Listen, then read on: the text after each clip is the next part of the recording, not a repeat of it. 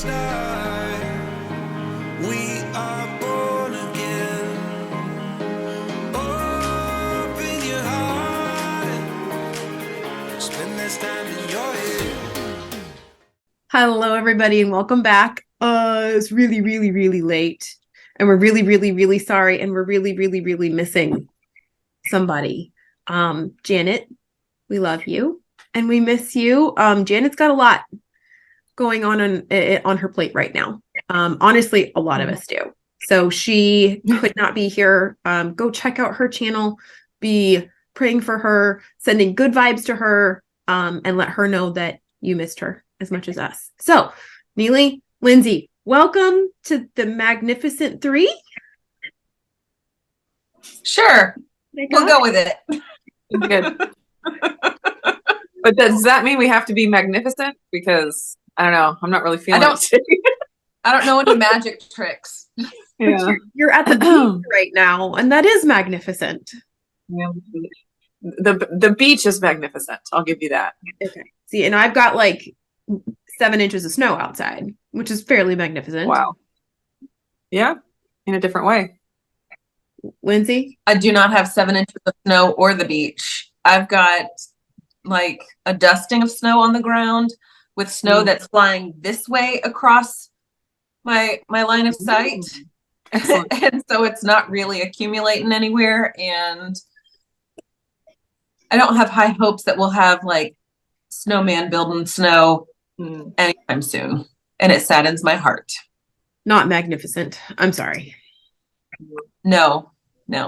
I will have to be the magnificence that my surroundings cannot. And I believe in you. Yeah, I was gonna say you're fully capable of fulfilling that role. Totally. You've got this. I will bear the torch. Fantastic. Okay, so we're not going to talk for too very long today. Honestly, there's a lot of bloopers. Like, there's a lot to pick from in the bloopers. But it's kind of like a show. It is. It's like you're right. Very much so. But Neely, I think we're gonna just kind of tag along with your latest Wellness Wednesday, and kind of go along with that, because that seems to be a theme that I am seeing more and more and more and more and more lately. So for those who haven't seen it, can you just recap super quick what your Wellness Wednesday was? Okay. Yeah. Basically, I tested out some foods, both on my blood sugar monitor and like digestively, just to see how I would respond to it. Because I was starting to notice that I'd eat some vegetables or something, and I'm like, oh, I don't have these bad reactions that I've had before. And so I was like, well, let's, I always have to push it.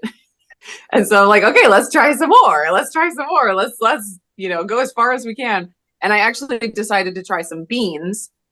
I tried kidney beans and black beans, and to my shock, like, I tolerated them amazingly. And my blood sugar was like perfect. It looked like I just had eaten a carnivore meal, like there was no spike. It was beautiful. And actually my blood sugar of the whole day, the days that I had the beans, actually was lower on average than when I'm eating carnivore or, my regular ketovore. And like I said in the video, I'm not necessarily planning to add lots of carbs to my diet. Like, that's not the goal. I just was curious about where my body is at after working on my SIBO. I'm not going to say killing it, because I don't think it's completely gone, but just kind of where I'm at. And I'm very, very happy that I'm seeming to tolerate things a lot better than previously. So like, I had salad 2 days in a row. And like before, I'd maybe be able to have it one day and I'd feel a little bit of digestive discomfort. But if I were having it multiple days in a row, like, it kind of builds. But I had it 2 days in a row and felt great. And I was like, what the heck? This is so weird. Yeah. So just kind of, I'm in the place of trying to figure out again, like, what I want to add to my diet, because it's like before I was dealing with, my digestive issues that I had, and like figuring out what I could eat around those. And now that those are like getting better, now it's like I have to figure that all out again. Like, because, you know, for something like beans, it's like, is that gonna contribute to my diet in a healthful way moving forward? Like, just because I can digest it better, does that mean it's something good that I need to add every day? You know, figuring all that stuff out. Like, it's not simple. It's complicated. So anyways, that's basically where I'm at with that. Not planning to go off keto, just playing around and trying to figure things out. Yeah, it's so complicated. Okay, Lindsay, what do you have to add about that while I pick up the thing that fell on the floor? Well, I think what I find valuable in you trying out these foods that may have a higher carb content overall, I think the value there is being able to develop the metabolic flexibilities so that regardless of the situation you are in, you can either participate or abstain and still be okay. And Right. I think the whole concept of metabolic flexibility has really sort of kind of made a surge in this sort of health and wellness space, especially in the low carb region of the health and wellness space. Being metabolically flexible seems to be a more valuable asset for our health over just trying to bring it back to where all you're eating is beef, salt, and water. Like being able to expand your capacity and being flexible seems to be not on trend, but it seems to be something that more and more people are trying to find that for their own lives. I know I'm always seeking flexibility in my health and being able to notice when something is sort of pulling away from that or adding to that, and trying to take into consideration what's the situation here, what are my circumstances, what's the context, and then being able to say in future situations, that's a similar context, I'll be okay, I can progress. I also think the metabolic flexibility, but with the SIBO stuff, it's also like a digestive flexibility. Sure. It's like there's an argument that eating 100% meat, carnivore, no plants is the best. And like, that's the way that you can get optimal health. But if you're not going to go that far, and that's a hypothesis, you know, that's not being proven, but let's say that is true. If you're not going to go that far, then is it better to, instead of, you know, eating a carnivore diet most of the time and then once a week eating some vegetables or carbs, would it be better to have a little bit every day to keep your digestion and your like microbiome, have all the right bugs to eat all the things that, you know, and I've heard some carnivores say this, that if you're not going to go all the way carnivore, then you should have a little bit in your diet every day in order to keep your tolerance to things. Flexible. Exactly. So that digestive flexibility. So if someone's going to tell me that they feel the best eating carnivore and they're going to stay 100% carnivore for the rest of their life, I'm like, you know what? That's great. And I don't think that there's any problem with that. And I see people thriving doing that. But the tricky thing comes in when you don't want to go that far. And it's like, you know, is one step back from carnivore more healthy than 3 steps back from carnivore? Like, I think there's some debate there. Yeah. And I'm really curious about the microbiome. That's one thing that I'm kind of exploring right now.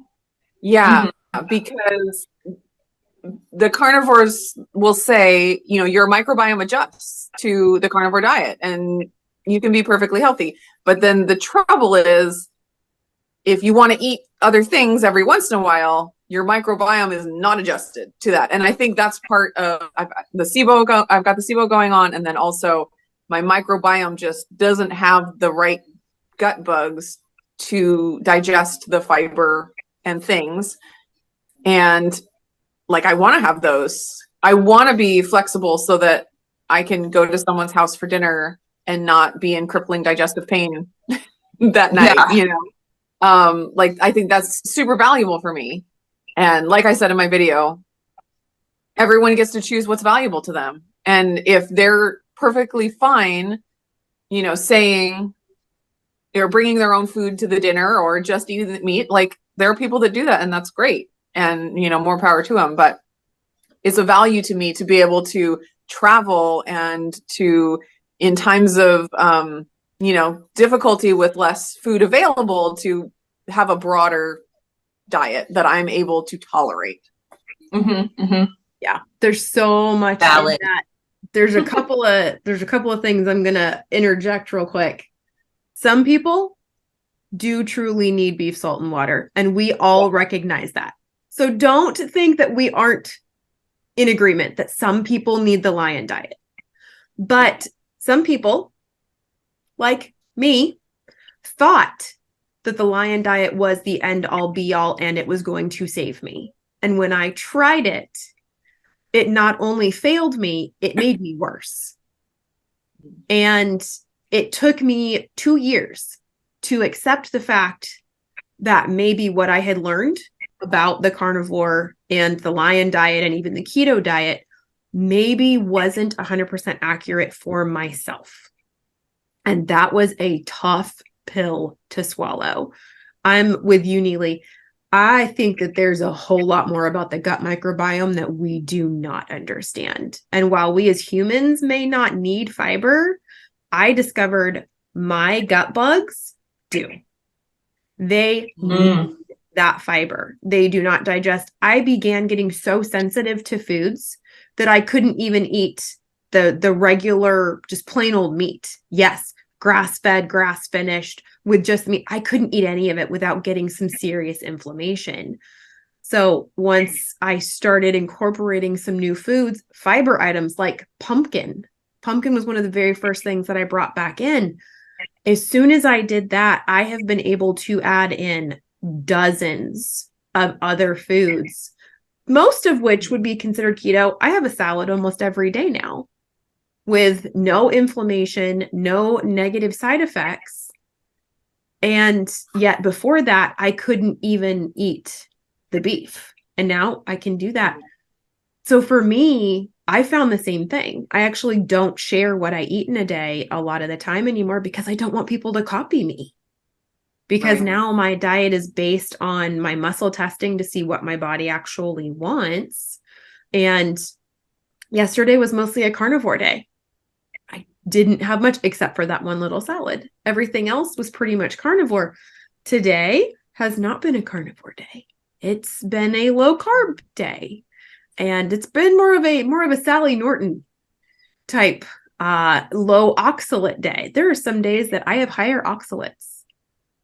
And it's finding that balance, that kind of the cyclical going in and out of things that I have found for me personally has been really beneficial. So it's really cool to see that you're discovering the same thing. You found your healing. And I agree with you. I think the metabolic flexibility is truly the goal, not just carnivore or keto or a way of eating, but health. That is really the goal. I kind of think it's similar to the calories in, calories out simplification of weight loss, where it's like you go carnivore and you discover all of the things that you don't tolerate. Like that seems to make sense on the surface. Like, oh yeah, just go carnivore. And then when you add things back, if you don't tolerate it well, that's not a food for you. You take that out of your diet for the rest of your life. And that makes sense. And that does work to an extent. Like there is a place for elimination diets for sure, but it's not that simple. Just the same as calories in, calories out. It's not that simple. And like I said in my video yesterday or a few days ago when this comes out, that it was a chance. Like I was taking a chance. Like this might not work. I'm have rose-colored glasses where I'm like, we should be able to heal to the point of not being so restricted. Like a good benchmark to healing seems to me that we should be able to tolerate more things and not less. And I'm not saying that the people that reduce their diet down to less are not healthy. Like, they thrive within that Bubble. that framework. But they're or at least I'll say for myself, when I did that, it took away the flexibility. So I could thrive in that narrow window of a diet. And unlike you, Amy, like, I felt really good on carnivore. I don't know, like 2, 3, 4 years down the road, maybe it would change. I have no idea because I didn't go that long, but I felt really good on that narrow of a diet. But I had to stay on that narrow of a diet, and it took a lot to like get out of it. And then more work beyond that to feel good or feel okay eating other things beyond that.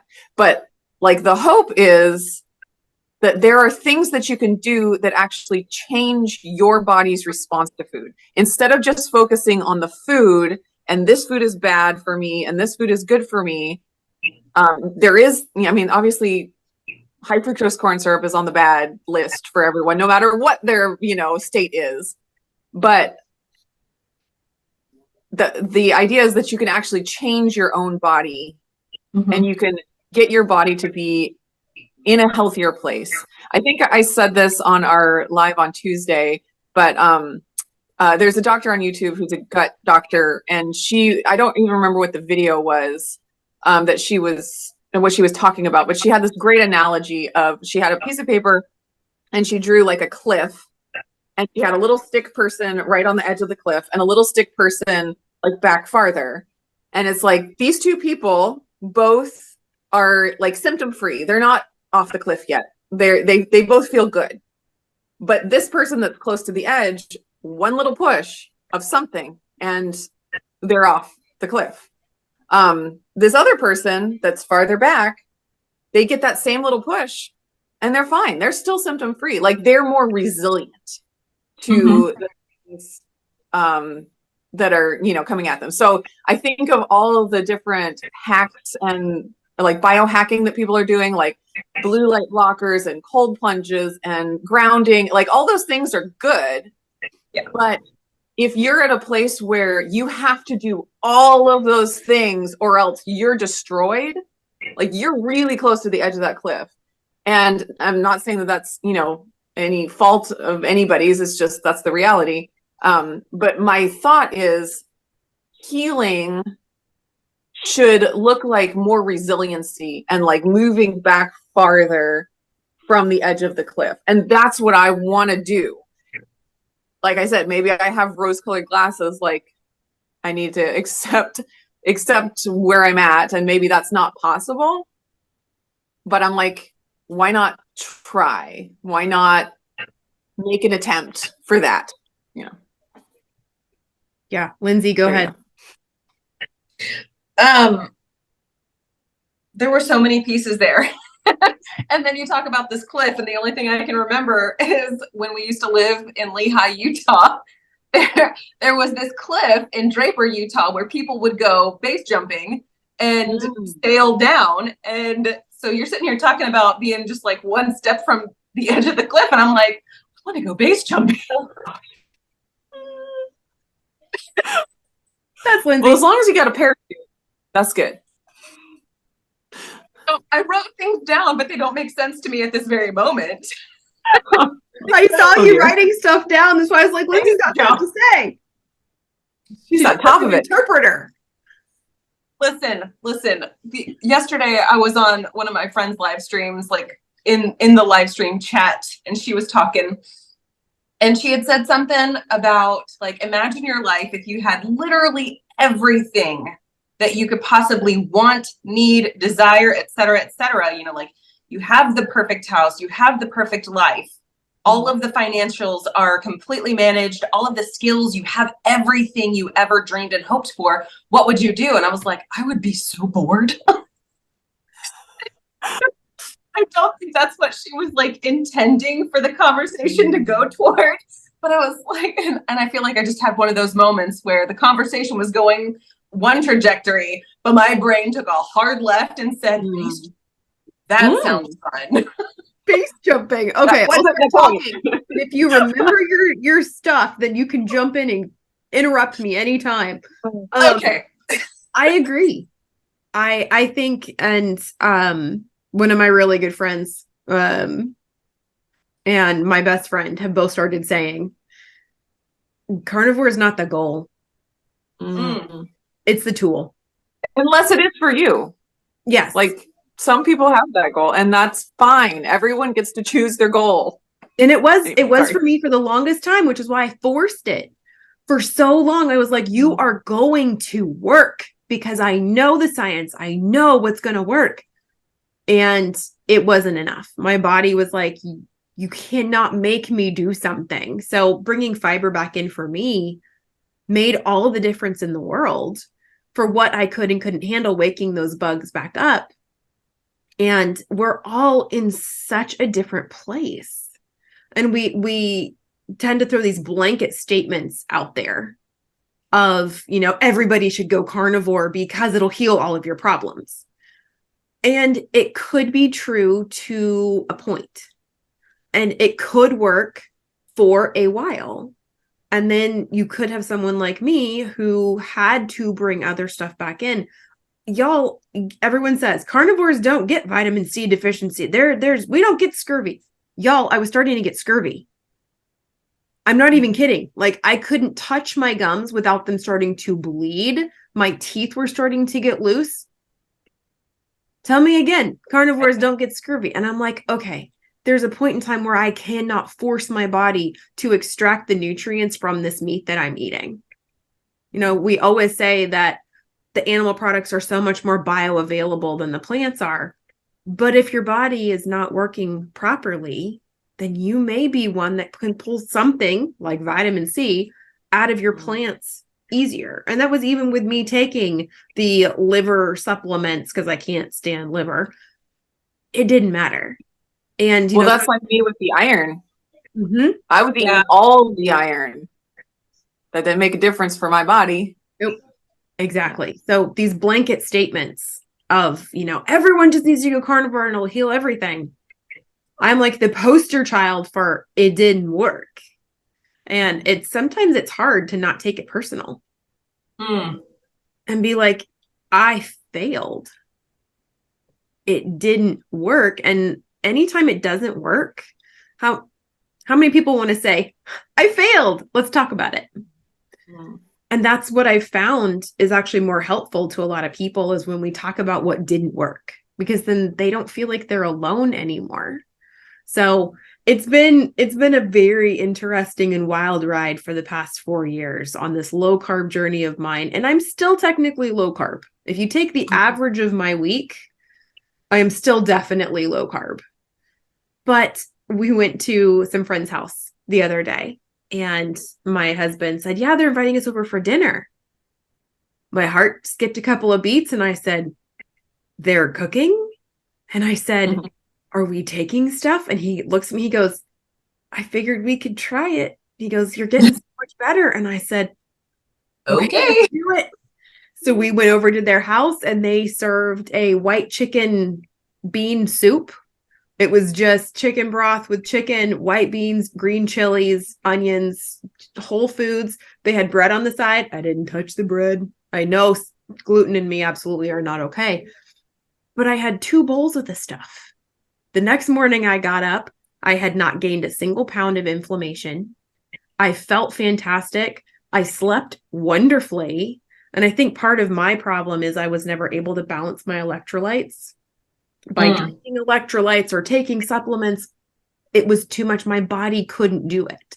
Whereas if I just eat some more carbs, allow it to retain that water, which then holds the electrolytes, it can balance itself. So it was very exciting for me to go over to someone's house to eat the food that they served me and be grateful to them for blessing me with this meal and being able to participate in that way. And then having no negative side effects afterwards. I took my charcoal capsules with me because usually I can tell within the first 15 minutes or so if something bad's going to happen.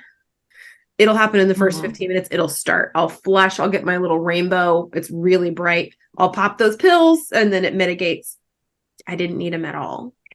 So that was wonderful for me. So I agree with you, Neely. And that's not the case. It wasn't the case for 4 whole years. I literally have a coffee cup and on one side of it says steak in a cup because I would take my own steak in a cup that was safe for me to eat. But now I've healed enough that I can actually eat what someone else is serving me. So, Lindsay, did that trigger anything? No, but it triggered another thought. And Okay. I don't know that it's going to flesh out entirely. It's kind of just like a quarter of a thought, I suppose. I was wondering if you had not gone to those extremes in your whole entire experience, the adventure of finding your health, do you think you would feel the way you feel now about the things that you are currently doing? My example is that I never had to go to extremes. The only reason I had for changing up the way that I ate was inflammation and weight. And as soon as I changed from having carbs, my inflammation faded, my weight dropped, and I felt overall healthy. I noticed when I would go back to eating sugars or back to eating carbs, especially when I was pregnant, I felt like trash, but I feel like trash in pregnancy anyway. So that's kind of, a bit muddied there. But if I hadn't gone to a low carb, keto friendly way of eating all the way to that place where I eliminated sugar from my life, I don't know that I would have been as capable of going back to the place where I knew I felt my best. So you went to one extreme, to carnivore, and discerned that that was not where your body needed you to be. Do you think you would feel as strongly about knowing your body didn't need that carnivore diet after the fact? Like if you had never touched carnivore only for a certain period of time, would you know as just like deeply that carnivore is not your specific path? I still try to convince myself that carnivore is the perfect diet and it will save everyone. Yeah, we want it to be that simple. Like I want it to be that simple. It's so complicated and it's frustrating. And to have a simple answer like that would be really, really nice. Yeah, I'm convinced. I'm still to this day, whenever I hear someone, I'm like, you should go carnivore. Vicariously, still an evangelist, even though it didn't work for you. Oh, that's so funny.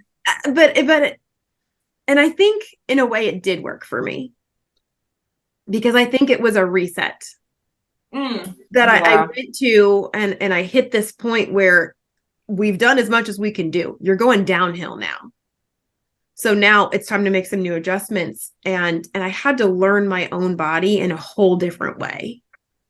And I had to learn to listen to what my body was telling me over what all of the doctors and scientists and voices in the space are saying, because they all have the science to back up their proof. Like they know what they know, and it worked for them and it worked for thousands of their clients. But it didn't work for me. And so learning how to hear only my inner voice and not worrying about the oxalates. That was so hard. I had a sweet potato a couple weeks ago. It almost gave me a heart attack because I was like, I'm going to kill myself. But it's like one of the only options where we were. And there was almost no meat. And I was like, I mean, it's better than nothing. At least it's a whole food. I had not a problem. Now I think, can I overload on my oxalates? Yeah. Absolutely. But I'm also not nearly as sensitive as someone like Sally Norton is. So I can handle a higher level of oxalates, even though I know that they're evil and that's what they're going to do to you. I have to kind of quiet myself down and go, okay, but what is my truth? Because Neely's truth is not my truth. And Lindsay's truth is not my truth. I have to know what my truth is. And that's the hardest part. There is no one to tell you what your truth is. There is no formula. Yeah, it is interesting though. You talked about all the people in this space that have all the science to back them up. For me, when I started going down the route of SIBO, I started listening to a whole different group of people. And there are a lot of people out there that, don't agree with carnivore. And, when you're in the space, it's really easy to be like, oh, those people, they just don't know, they're just back in the Stone Age. They haven't been enlightened yet, and it's so easy to do. But then once I started listening to them again, because these are people that I had listened to years ago when I was paleo, and I started listening to them again, and I'm like, maybe I shouldn't have written them off so quickly. And it's just like, it's so easy to feel like everyone is saying this. It must be true because everyone is saying this. And when you're in the carnivore world, everyone is saying that, but there are other worlds out there. And there are other really smart people that are doing good work without the same preconceived notions. And I think it's really, really valuable to listen to lots of voices. And I've always said that, but still it's easy to get sucked in to all those voices that you already agree with or are already leaning towards. So it was really helpful for me. It was really helpful for me to just dive into the whole SIBO thing. And the doctor that I followed her protocol, Allison Seebacher, he was talking on an interview about electrolytes. And, I'm like, oh, I love electrolytes. This is great. And she's like, you have to take electrolytes with glucose or else they don't, your body doesn't absorb them correctly. And I'm like, no. That goes against everything I believe. How very dare you? Exactly. And so I have to figure out how to sort out the information she's giving me. And there is some truth to, glucose helps electrolytes be absorbed, carbohydrates, they bring hydration, so, but it's it really mixed up my paradigm in my head because I really wanted, like you said, I really wanted it to be this simple and just go carnivore, just the proper human diet, just the longer you go, the more healing you'll get. And, the more benefits you'll receive, that's the other thing that's kind of frustrating is because, and we're on YouTube, so we get the comments from the people where they're just like, oh, you just didn't do it long enough. You're right. Oh, you just didn't do it hard enough. If you had given up the coffee, it's like, there's always something someone can say about how we didn't do it right, which, sounds a lot like the vegan community, but don't have to go there. And so you can never, even sitting here saying, carnivore did XYZ for me and it didn't give me the benefits I wanted. There's always someone that's going to say, well, you didn't try it this way. Well, you didn't do this much. You didn't go this far. And you're like, well, yeah, I can only do what I do. I can't, it would be great if we, had all the alternate universes where we all have the same starting point and each one does a different path and we figure out which one was going to be the best. That's not reality. We have to do what feels right to us at the time and make adjustments as we go. And sure, maybe there was a way for Amy to do carnivore and for her to thrive on it. And legitimately, there probably was. I was listening to a podcast yesterday and it was Laura Spath and Judy Cho talking about the trend of adding carbs back for hormonal health and, lowering cortisol and stuff.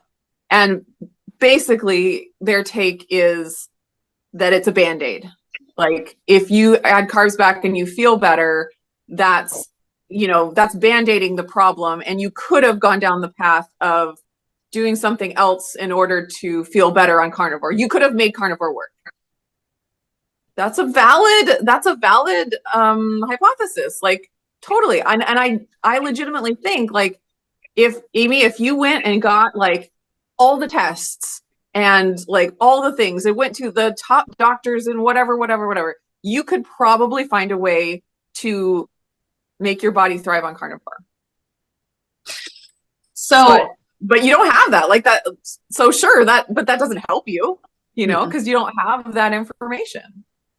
Anyway. So the whole Band-Aid to the symptoms thing, that's kind of tricky, because sometimes you cut your finger and it's, you know, like a simple paper cut and all you need is a Band-Aid. Yeah. But if you go through and say, oh no, that's never going to heal, we should just amputate it from here, that may not have been the proper course of action.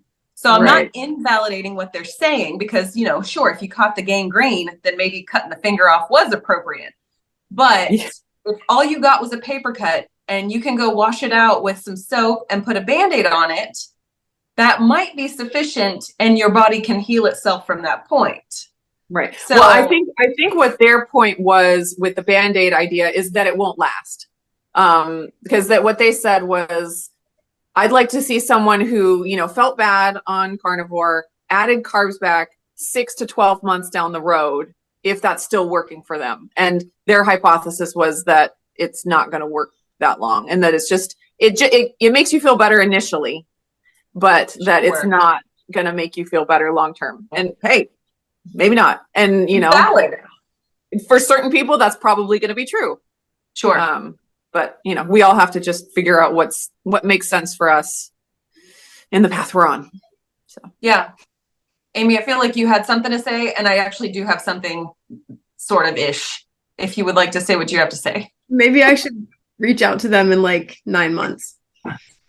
Hey, I mean, why not? Because I think that's what Judy said, is like, I would like to see it. If someone goes on this approach and then they feel better, I would like to see it. So she's already, you know, invited that.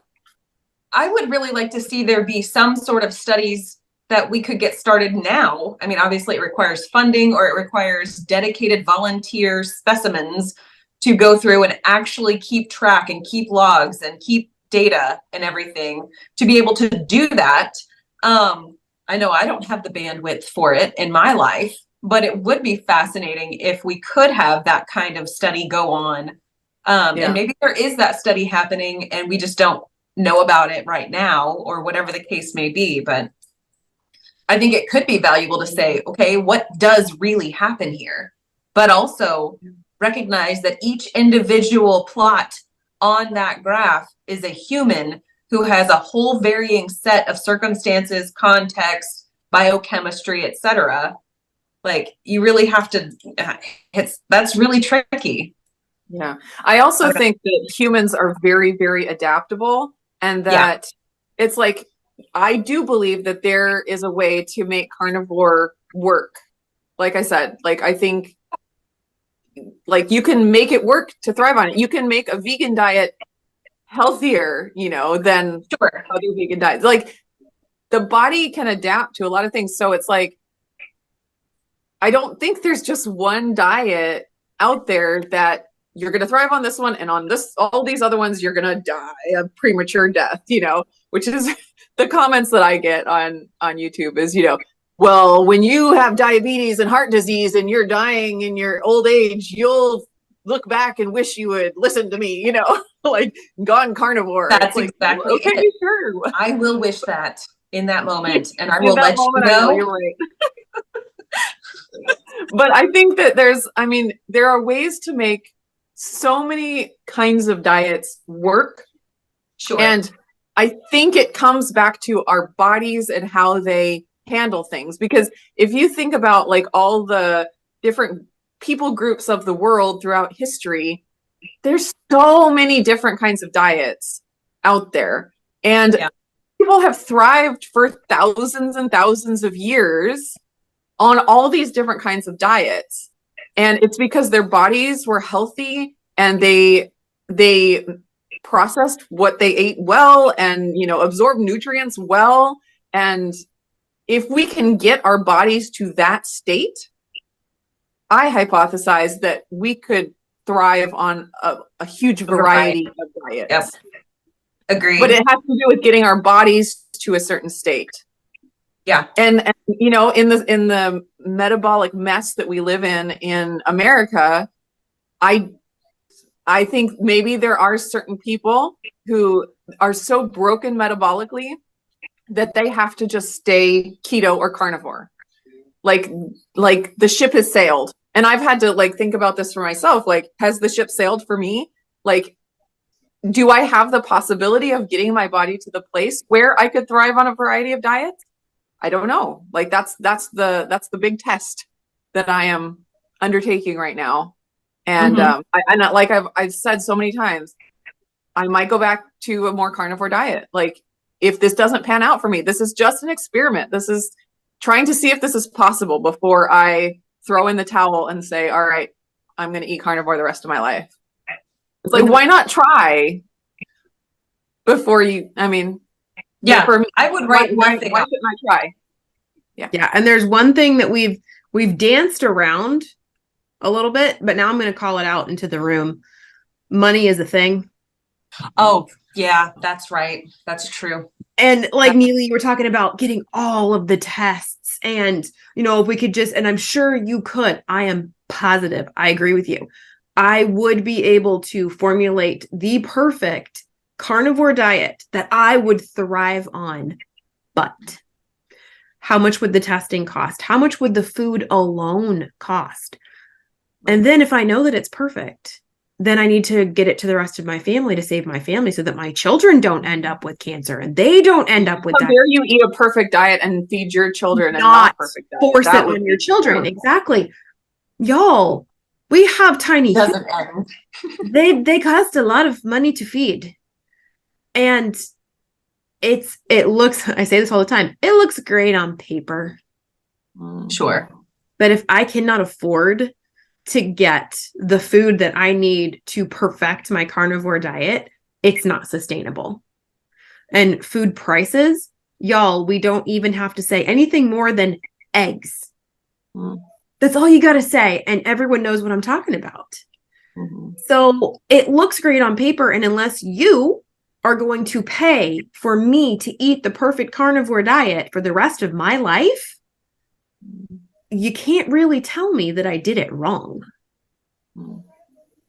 Because I did the best that I could. Go ahead, Linz. Yeah, well, and we can do the same thing with lifestyle. It's like, it would be the best to live in a place where there's no car exhaust. You know, it would be best to live outdoors somewhere we can get sun all day, every day.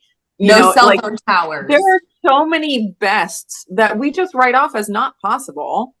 Yeah. And food, we try to do what we can, but we can't always do best all the time. Like, that's just not a reality in any other part of our lives. But somehow you have to do it in your diet or you're a failure. And it's like, you're typing that comment on your cell phone. You're looking at blue light right now. You're, you know, EMF is coming at you. You live in a city, you drive cars, like that exhaust is bad for your lungs. Like, what's wrong with you? Like, exactly. But you're gonna, yeah. Linz, go ahead. You're a little bit fired up today. What's up with that? I don't know, but I'm thinking it's the fresh beach air has really just revived your soul right here in your sternum. That's it. I do want to say that I think that a lot of commenters, without intending to sound judgmental, without intending to come across as sort of demeaning, I think their hearts are genuinely in the right place for the most part. Like, I want to help this person. Maybe this person didn't think about these things. Maybe this person didn't notice this as a trend, or maybe they just didn't take a step back and they noticed something. I mean, and I'm guilty of this. I do not see my own flaws until my husband points them out to me. And that's so frustrating. So I do want to say, like, commenters who do make some of those comments, they may be in like the best heart place ever, and just like they wish that someone would have said that to them. Yeah. But also, I fully validate y'all on knowing that you are only sharing a thimbleful of what's going on in your life on the interwebs. And there is so much more that you're doing behind the scenes to help support your health or to attempt to experiment on what works well for you that may not make the cut when it comes to the editing floor. And so there's definitely a relationship there. Like, I want to see the best in anybody who comments. And I also really want the people commenting to say, I'm going to take the information they've given me with a grain of positivity rather than I have to fix it for them. Yeah. Well said. And on that note, we should probably end this because Neely's got a beach to get back to. Lindsay's got some relaxing to do. And I still have to go do farm chores. So. Oh, I wish I had farm chores to do. You can come visit. You can come visit. I snow, meet my duck, all that. So, I must meet the duck in diapers. Which y'all will see in the bloopers. So thank you, everybody, for hanging out with us today for our very latest Magnificent 3, should be Fab 4, Missing Janet episode. We will see you guys in February, hopefully closer to the middle of the month. We're going to try to get back on track. So we love you. We love you all, and we will see you guys in the next episode. Bye, everybody. I think eating a carnivore diet is optimal for me. And sorry, I have a call coming in. Sounded like a duck. It was me vibrating. My husband is trying to call me. The tricky thing comes in. Not the case. The dog just let herself in. Somebody please get the dog. Somebody let the dogs out. Yeah, who let the dogs in? Thank you. You know, I find that German Shepherds are rather intelligent creatures, so yeah. Okay. So she probably did it on her own. She was like, "Oh, mom needs me right now." I sense a disturbance in emotions. Exactly, it was. Recording in progress. I would love. Where are you going? We're going to go to the show. No. Hello, duck. Now, we lost Lindsay and gained a duck. We did. Well, see, I figured that this Maybe could be Janet's replacement for the meeting. This is Teeter. Janet's a lot cuter. Janet is probably way better at conversation as well. And Janet doesn't have to wear a diaper, so she doesn't poop on me. Yeah. We got to talk to Janet about that. I've never seen a duck in a diaper. Yeah, this is Teeter. This is Teeter. Oh, thank you. What kind of duck is that? It's one of those like He's a runner.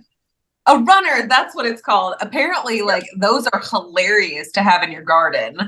They're pretty funny to have anywhere. Duck in a diaper. I mean, all of your reverse. I clicked the wrong button and evac'd unintentionally, so I had a missing moment. How many runner ducks do you have? How many other ducks do you have? 4.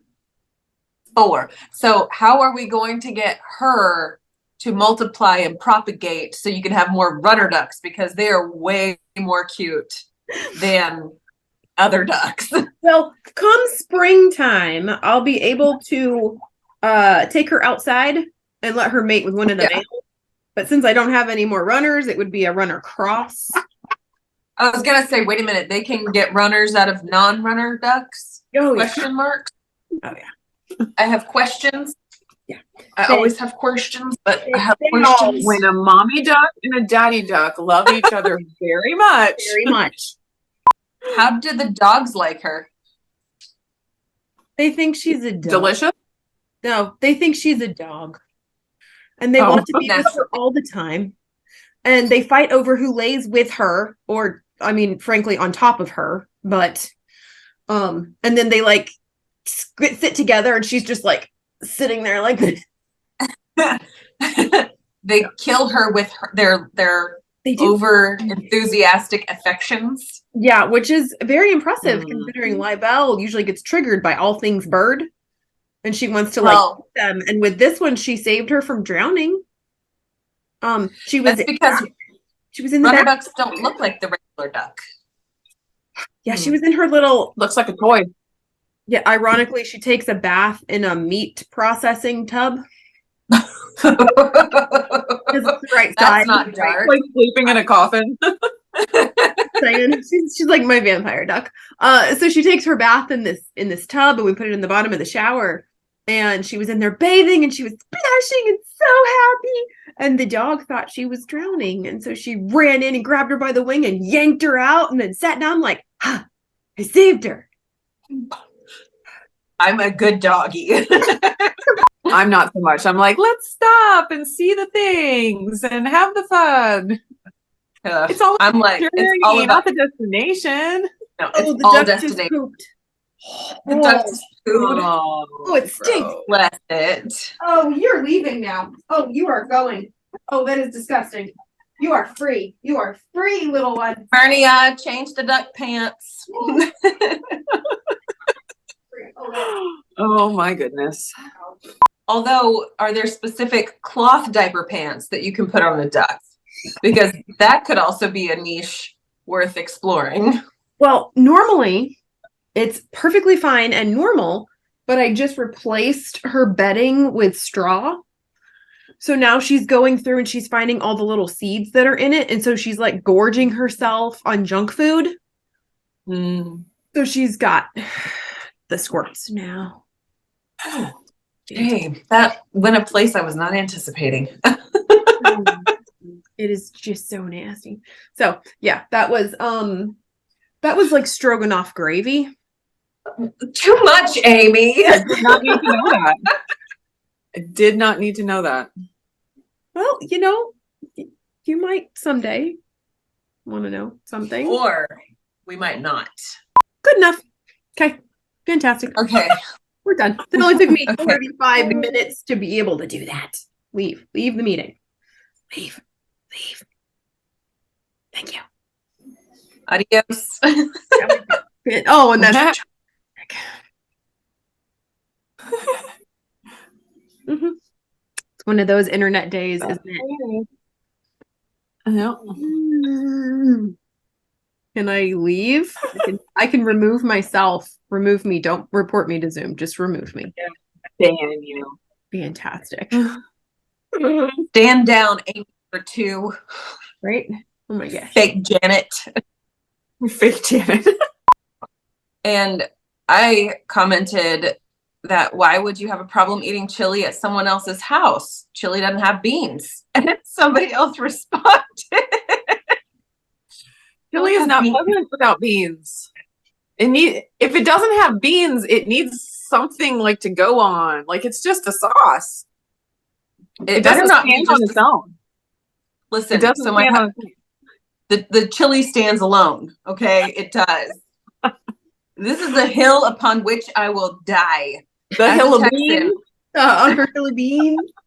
The hill of beans you're gonna die on. Yes. Okay. Yeah, we can talk about that because y'all Doesn't amount to a hill of beans. doesn't amount to not even. It was better than opening up a can of worms. Listen, I opened a can of worms, and I don't know about that. Nothing really happened. It's not like stars came out. And Yeah, they what just are kinda worms gonna wriggled do? They around. just kind of crawl out slowly. They're just kind of like, huh. You ever notice like earthworms in like a tub?